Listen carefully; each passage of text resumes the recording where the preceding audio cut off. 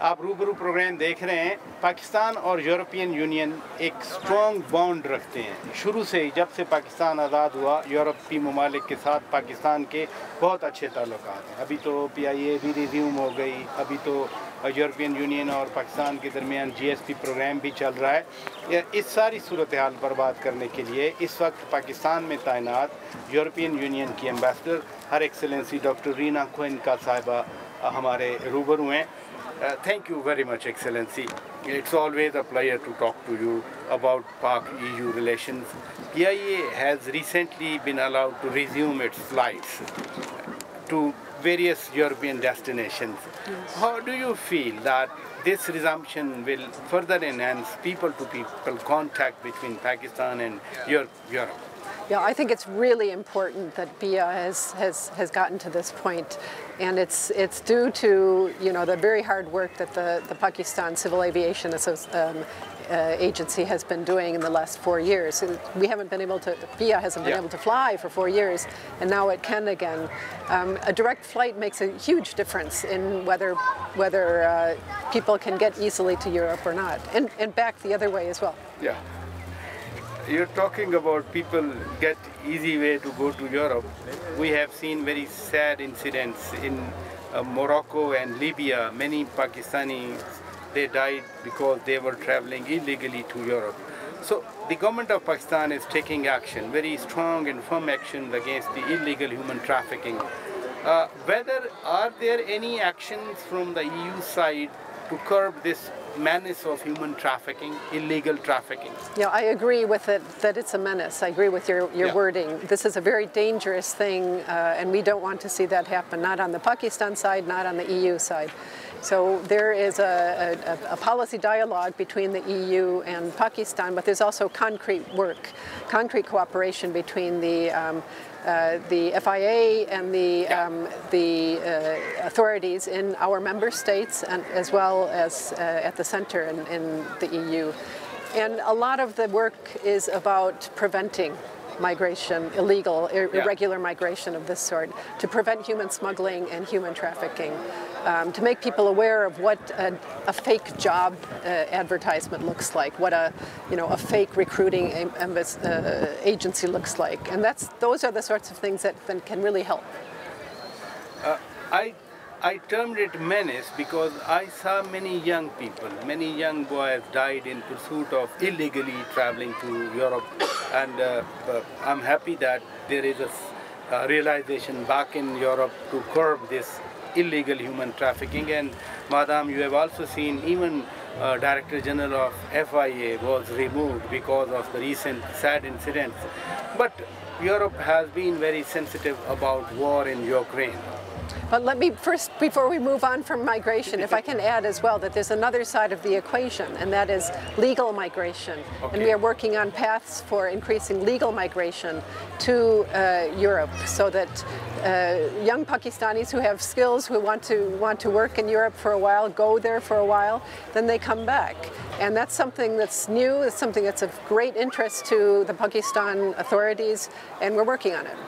That's great, that instead of illegal trafficking, there is a way, there is a room for legal migration of people, in different categories. But I was talking of Europe has been very sensitive and duly sensitive about the war in Ukraine. Now President Trump is making an effort.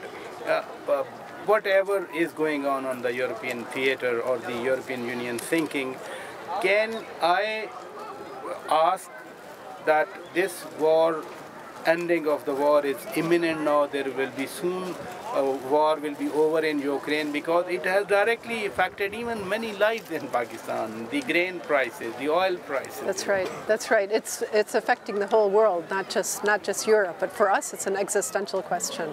But nobody wants peace more than the Ukrainians do, and certainly the Europeans, and we are very much guided by what Ukraine wants, because what we believe is that there should be a comprehensive, a just, and a lasting peace.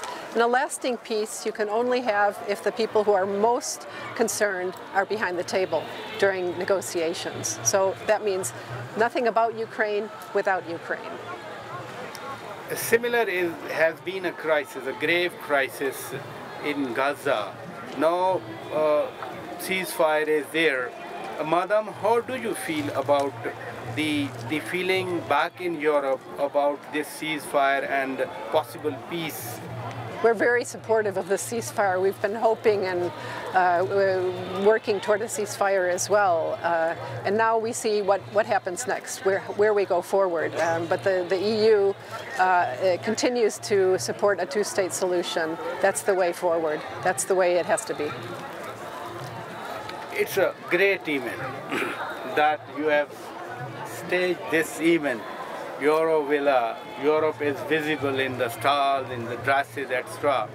And the poster bearing stronger together.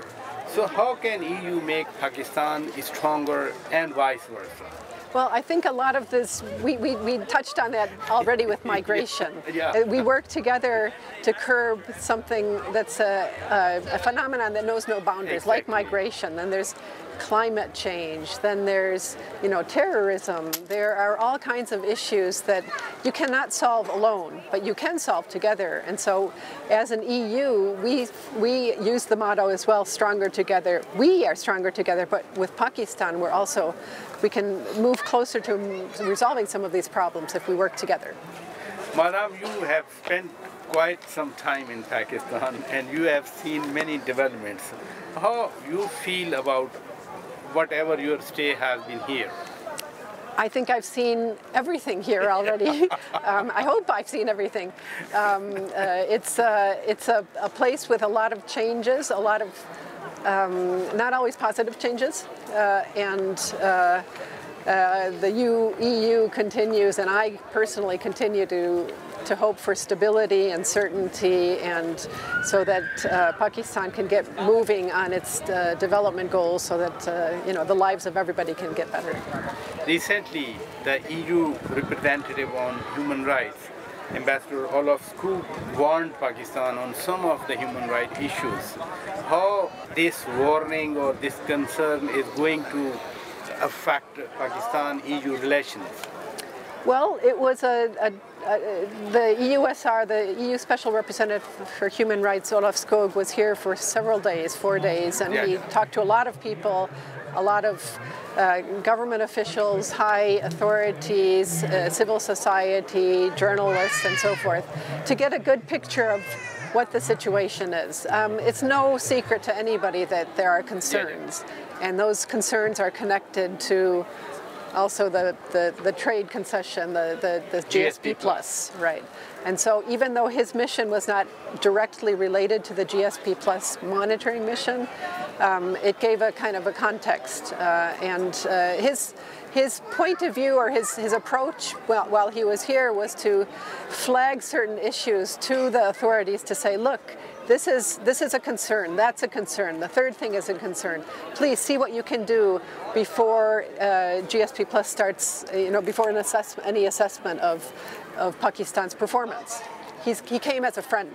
He came as a friend to give a heads up. If you can do these things, it will be very helpful to Pakistan. So that was the approach. That's great to hear that he came as a friend.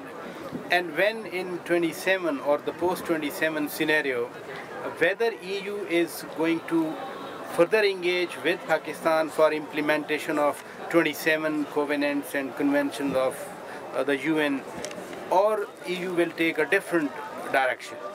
Well, that entirely depends on Pakistan, in fact. It depends less on the EU and more on Pakistan and what it does in the interim.